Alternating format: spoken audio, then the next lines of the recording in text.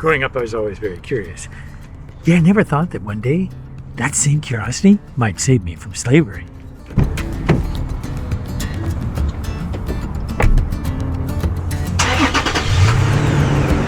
See, when you wake up curious, instead of just following along with whatever is there, you start asking one of the more powerful questions in the universe.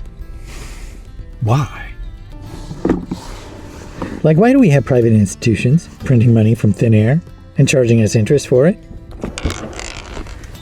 And why are we going to war with one of the few countries that are outside of the control of the Rothschild banks? And why are we required to have a driver's license when we have the God-given right to freedom to travel without it? And why are the people that question the narrative and ask questions are thought of as conspiracy theorists and treated as weird, when the very foundation of science and life itself is to ask questions, to look beyond the obvious and to look a little bit deeper, not just to accept the face value answers, right? And why do we raid farms for selling unpasteurized milk? And why does our food have so many more bad ingredients than those sold in Europe? And in the end, it's like, why do people stop asking why? Is it because they want to fit into a sick society? Or is it because they've kind of given up in some way, right? Because when people finally have free time, they don't reach for reflection, they reach for the next dopamine hit, right? We're exhausted, and having been manipulated and lied to since birth, even if we were asked why, where would we even get a real answer? Where is the truth? No, it's certainly not on the internet. Not on ChatGPT, not on the news, and not on YouTube. In fact, when the truth is printed, it actually ends up getting burned. It's often said that the burning of the Library of Alexandria is one of the biggest crimes ever committed against humanity, and that the library's burning was an event that possibly set the course of humanity back by 1,000 years or more. Now there is one place the truth remains. It's inside of you. It's the God within. So what we're finding is that in the languages that cement the spiritual traditions for well over half the world's population, the message reads precisely the same no matter what language you translate it into within these ancient languages. These root or core languages is what they're called.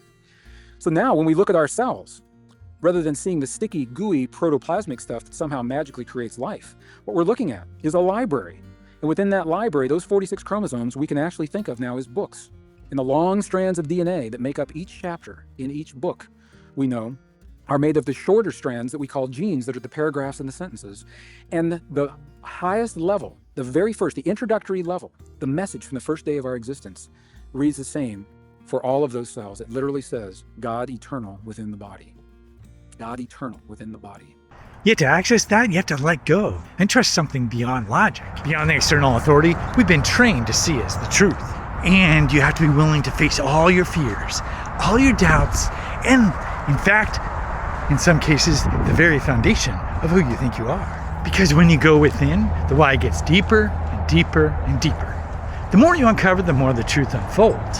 The good news is, the more you go within, the more the universe is there to greet you, to welcome you, because you're following your true purpose. The problem is, it actually might be well outside of anything you're used to at this point in time, right?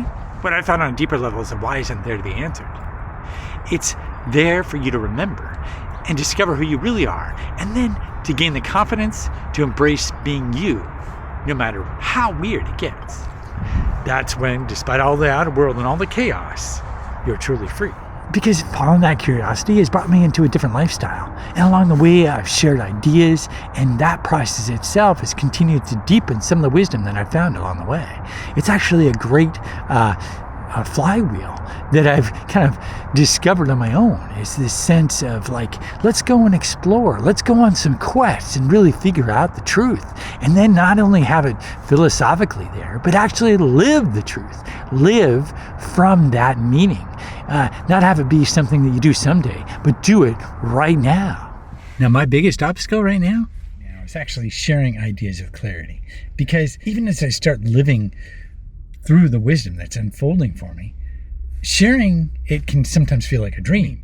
I mean, I know the ideas in my head, but along the way, some just get lost in translation, right? Yet I also recognize that even if I were to share the ideas with more clarity, the real wisdom isn't from sharing the ideas, it's from sharing the tools and processes to uncover them. Because everyone's got their own journey, their own truths to uncover, and their own weirdness to embrace. The real key comes in a journey rather than the ideas. So if you're sitting there within all this chaos, truly wondering WTF, right? And what are we all supposed to do? The answer comes from following your deeper curiosities, where that journey unfolds epiphanies. It's from breaking the pattern of your life up to now and to follow those quiet whispering tugs from your heart. Then it's sharing ideas with the rest of the world, not because anyone will necessarily listen at first, but because the process unlocks something in you. And as you listen to the small voice, your heart, the deeper purpose unfolds, and along with that, come the like-minded people. Now, at this point, I'm realizing this works best when meeting people in the real world rather than just connecting online. It's also embracing the impossibility of doing everything all at once, all the time. Because in the end, we're both out of time and outside of time, or out of time. Now, I figured where we go next has more to do with what we create through our lives rather than following the traditional ways of being. It really is up to each of us. And a big part of freedom comes from following your deep heart curiosity without caring what other people think. Now, if this resonates with you, I've actually created a group along the same lines.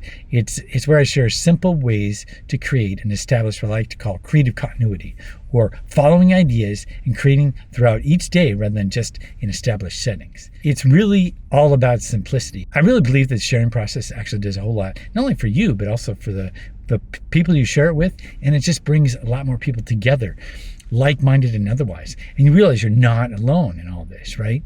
And it's not about following any sort of blueprint. I think blueprints are dead because things are changing so fast. AI and technology just makes change so rapid that it's impossible to just create this one blueprint. Really, it's really having simple systems and adaptability along the way. And all this leads to epiphanies and just connecting the dots in unusual ways.